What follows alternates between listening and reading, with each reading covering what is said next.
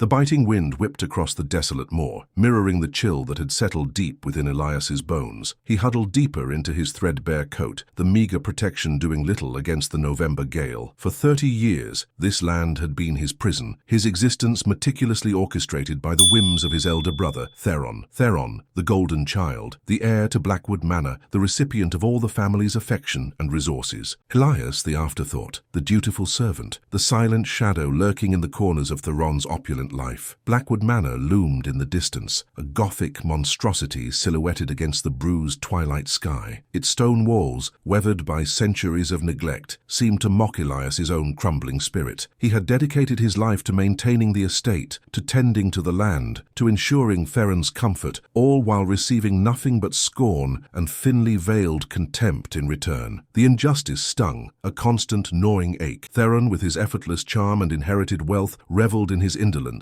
squandering the family fortune on frivolous pursuits and fleeting romances. Elias, meanwhile, toiled tirelessly, his hands calloused and scarred, his back perpetually bent from endless labor. He had dreamed of escaping, of carving out a life of his own, but the weight of responsibility, the suffocating expectation to serve, had always held him captive. Tonight, however, something felt different. A flicker of defiance, a spark of long-dormant rebellion ignited within him. He had overheard Theron boasting to a group of his cronies in the village pub earlier that day. Theron was planning to sell off the last remaining parcel of arable land, the very land that Elias had painstakingly cultivated for years, the land that provided the manor with its meager sustenance. The proceeds, Theron had declared with a drunken laugh, would finance his next extravagant folly, a trip to Monte Carlo and a reunion with a woman who had already bled him dry once before. The casual cruelty of it, the utter disregard for Elias's efforts, for the estate's future, for the very foundation of their dwindling family legacy, finally shattered the last vestiges of Elias's obedience. He had always believed, naively perhaps, that his sacrifices were appreciated, that his loyalty would eventually be rewarded. He had clung to the hope that one day Theron would see him, truly see him, not as a servant, but as a brother. But the truth was stark and undeniable. Theron would never change. He was incapable of empathy, blinded by his own self-importance. Elias had wasted his life waiting for a recognition that would never come. As he approached the manor, the wind howled like a mournful banshee, urging him forward, whispering promises of freedom and self-discovery. He knew that confronting Theron would be a battle, a brutal and potentially devastating one. Theron held all the power, all the resources, but Elias had something Theron lacked, a burning desire for change, a desperate need to reclaim his stolen life. He entered the manor through the servants' entrance, the familiar scent of damp stone and decaying wood filling his nostrils. He bypassed the grand hall with its roaring fireplace and opulent furnishings and headed straight for Theron's study. He could hear Theron's booming laughter and the clinking of glasses from within. He paused outside the door, his hand trembling slightly as he reached for the handle. He took a deep breath, steeling his resolve. Tonight, the game would change. Tonight, Elias would finally stand up for himself. Tonight, he would break free. He pushed open the door. Theron, resplendent in a velvet smoking jacket, sat by the fire, a half-empty bottle of brandy on the table beside him. He looked up, his eyes narrowing in annoyance. "Elias," he sneered. "What do you want? Can't you see I'm busy?" Elias stood tall, his gaze unwavering. "We need to talk about the land, Theron." Theron scoffed. "The land? What's there to talk about? I'm selling it." End of discussion. "No," Elias said, his voice surprisingly firm. "It's not yours to sell." Theron's face darkened. "Don't you dare talk to me like that. You are nothing but a servant, Elias. You have no say in this." "I've spent my life working that land," Elias retorted, his voice rising. "I've poured my sweat and blood into it. It's more mine than yours." "You ungrateful wretch," Theron roared, rising to his feet. "Everything you have, everything you are, you owe to me. I could throw you out on the street tomorrow and no one would care." Elias's eyes flashed with anger. "Then do it," he challenged.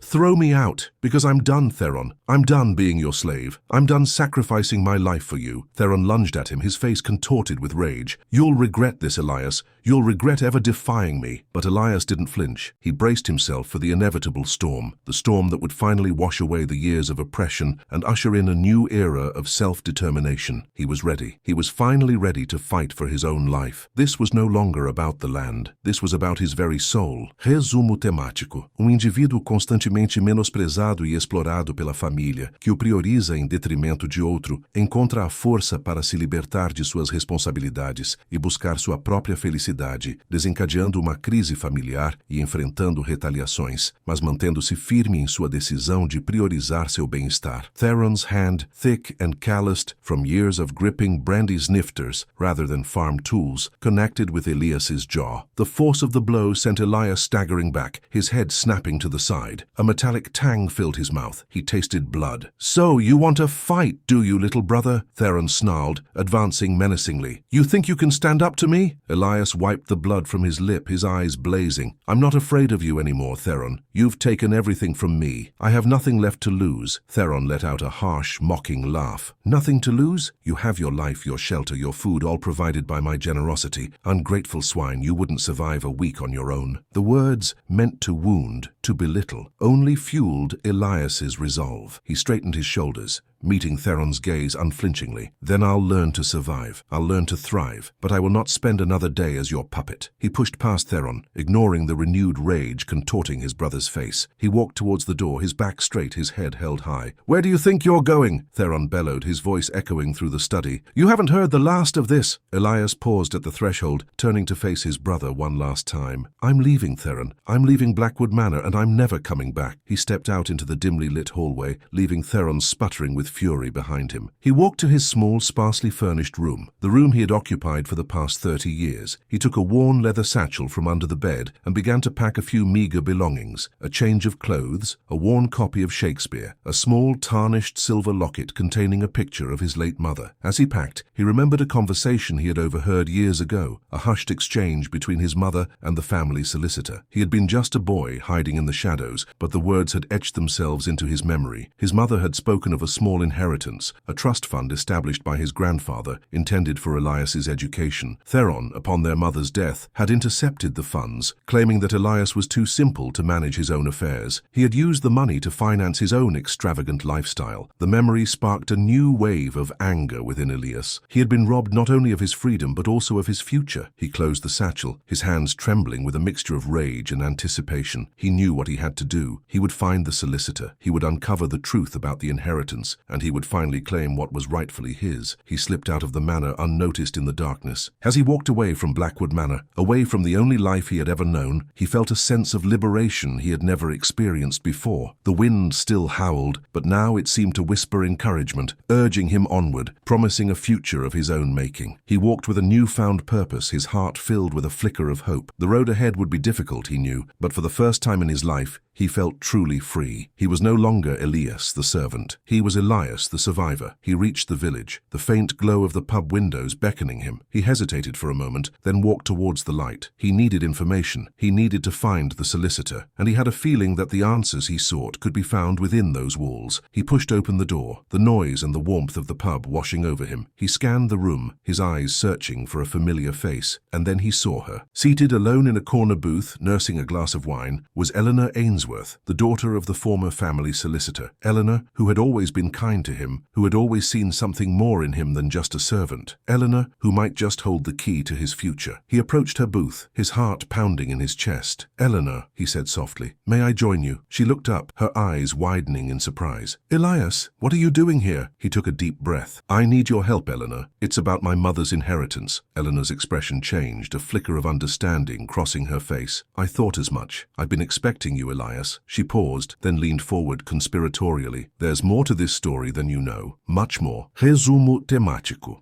Indivíduo constantemente menosprezado e explorado pela família, que o prioriza em detrimento de outro, encontra a força para se libertar de suas responsabilidades e buscar sua própria felicidade, desencadeando uma crise familiar e enfrentando retaliações, mas mantendo-se firme em sua decisão de priorizar seu bem-estar. "Expecting me?" Elias echoed, bewildered. He slid into the booth opposite her, the worn leather creaking under his weight. The pub, usually a cacophony of drunken laughter and raucous singing, seemed to fade into the background as he focused on Eleanor. The years hadn't been kind to her either. Faint lines etched around her eyes hinted at a life lived less comfortably than the Blackwoods. Yes, she said softly, swirling the wine in her glass. My father, he confided in me towards the end. He knew what Theron was doing was wrong. He tried to stop him, but Theron had a way of getting what he wanted. She looked up at Elias, her eyes filled with a mixture of pity and admiration. He also left something for you, something Theron doesn't know about. Elias leaned forward, his heart pounding. What is it? Eleanor took a deep breath. It's a document, a codicil to your mother's will. It specifically states that in the event Theron attempts to sell off Blackwood lands without your explicit consent, the entire estate, not just the trust fund, reverts to your ownership. Elias stared at her, stunned into silence. The weight of her words settled upon him, crushing and exhilarating all at once. Blackwood Manor, his, the land, the house, the legacy, everything Theron had so carelessly squandered could be his to protect, to rebuild. But why didn't my father tell me? Elias stammered, his mind reeling. He was afraid, Elias. Theron threatened him. He knew Theron was capable of anything. He hid the document, intending to give it to you when the time was right. But then he died suddenly. I only found it amongst his papers a few weeks ago. I knew I had to find you. A wave of anger washed over Elias, hotter and more potent than anything he had felt before. Theron had systematically stolen everything from him, not just his freedom and his inheritance, but his very birthright. The casual cruelty, the sheer audacity of it, made his blood boil. Where is it? He asked, his voice barely a whisper. Where is the document? Eleanor reached into her bag and pulled out a folded piece of parchment, yellowed with age. She handed it to Elias, her hand trembling slightly. Be careful, Elias. Theron will stop at nothing to keep what he believes is his. Elias took the document, his fingers tracing the faded ink. He felt a surge of power, a sense of purpose he had never known before. He was no longer the downtrodden servant, the silent shadow. He was Elias Blackwood, rightful owner of Blackwood Manor. Thank you, Eleanor, he said, his voice filled with emotion. You've given me back my life. He stood up, clutching the document tightly in his hand. He knew what he had to do. He had to confront Theron. He had to reclaim what was rightfully his, and this time he wouldn't back down. As he turned to leave, Eleanor reached out and touched his arm. Elias, she said, her voice urgent, there's something else you need to know. Something my father discovered about Theron's finances. He's not just squandering the family fortune, he's deeply in debt. He's been borrowing heavily from some very dangerous people. Selling the land was his only way to pay them back. Elias stopped, his brow furrowed. Dangerous people? What do you mean? Eleanor hesitated, her eyes darting around the pub. They're involved in things you don't want to know about. Let's just say Theron's in over his head, and if he can't pay them back, they'll make him pay in other ways. A chill ran down Elias's spine. He had known Theron was reckless, but he hadn't realized the extent of his depravity. He was not just a selfish, indolent fool. He was a man teetering on the brink of disaster, dragging his family, his legacy, down with him. He looked back at Eleanor, his expression grim. This changes everything, he said. I have to go back. Be careful, Elias, Eleanor warned, her voice filled with concern. Theron is desperate, and desperate men do desperate things. Elias nodded, his resolve hardening. He was no longer just fighting for his own freedom. He was fighting to save his family, his home, from ruin. He turned and walked out of the pub into the cold, dark night. He had a manor to reclaim, a brother to confront, and a future to fight for. He quickened his pace, the document burning a hole in his pocket, his heart pounding with a mixture of fear and determination. He knew the road ahead would be treacherous, but he was ready. He was finally ready to face his destiny. Resumo temático. Indivíduo constantemente menosprezado e explorado pela família, que o prioriza em detrimento de outro, encontra a força para se libertar de suas responsabilidades e buscar sua própria felicidade, desencadeando uma crise familiar e enfrentando retaliações, mas mantendo-se firme em sua decisão de priorizar seu bem-estar. He burst through the heavy oak doors of Blackwood Manor, the wind whipping his coat around him like a shroud. The grand hall was deserted, the fire reduced to embers. A single lamp cast long, dancing shadows across the portraits of his ancestors, their stern faces seeming to judge his every move. He could hear Theron's drunken ranting emanating from the study. He strode purposefully towards the study, the document clutched tightly in his hand. He didn't bother knocking. He kicked the door open, the sudden intrusion silencing Theron mid-sentence. Theron, still flushed with brandy and rage, spun around, his eyes widening in disbelief. Elias, what the devil are you doing back here? I thought I made myself clear. Elias held up the document, the yellowed parchment shimmering in the lamplight. This is a codicil to our mother's will, Theron. It states that if you attempt to sell off the land without my consent, the entire estate reverts to my ownership. Theron stared at the document, his face paling. He reached for the brandy bottle, his hand trembling. That's impossible. I've never seen that before. Your lies end here, Theron, Elias said, his voice cold and unwavering. I know about the trust fund you stole from me. I know about the debts you've incurred and I know about the people you owe money to. Theron swallowed hard, his eyes darting nervously around the room. You don't know what you're talking about, Elias. Get out of my house. Your house? Elias scoffed. This is my house now, Theron. You're the one who needs to leave. Theron lunged at him, his face contorted with fury. I'll kill you before I let that happen. But Elias was ready. He sidestepped Theron's clumsy attack and grabbed his arm,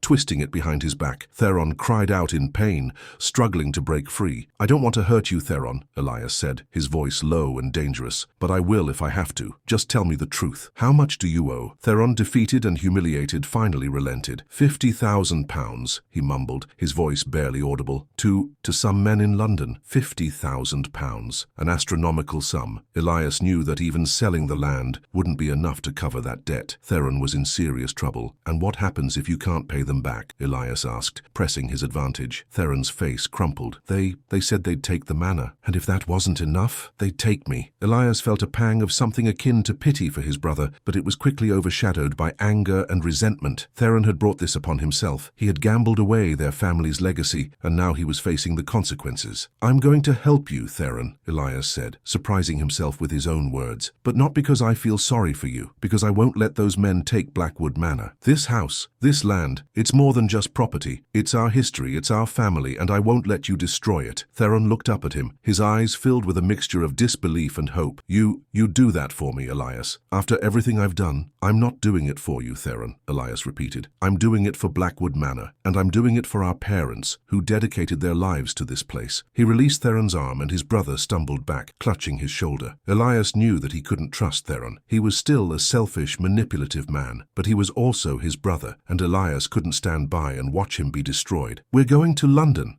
Elias said. We're going to talk to these men and we're going to find a way to pay them back. Theron stared at him, his mouth agape. London? But I can't face them, Elias. They're dangerous. Then I'll face them for you, Elias said, his voice resolute. But you're coming with me. You need to take responsibility for your actions. He knew he was taking a huge risk. He was trusting Theron, a man who had betrayed him countless times, but he had no other choice. He had to try to save Blackwood Manor, even if it meant putting himself in danger. As they prepared to leave for London, Elias couldn't shake a feeling of unease. He knew that Theron was hiding something. He could see it in his eyes, in the way he avoided his gaze. He suspected that the debt was even larger than Theron had admitted, and he had a feeling that the men they were about to face were far more dangerous than he could possibly imagine. This was more than just a financial crisis. It was a descent into a world of shadows and secrets, a world where the stakes were higher than he had ever known. He just hoped he was strong enough to navigate it and to protect Blackwood Manor from the storm that was brewing.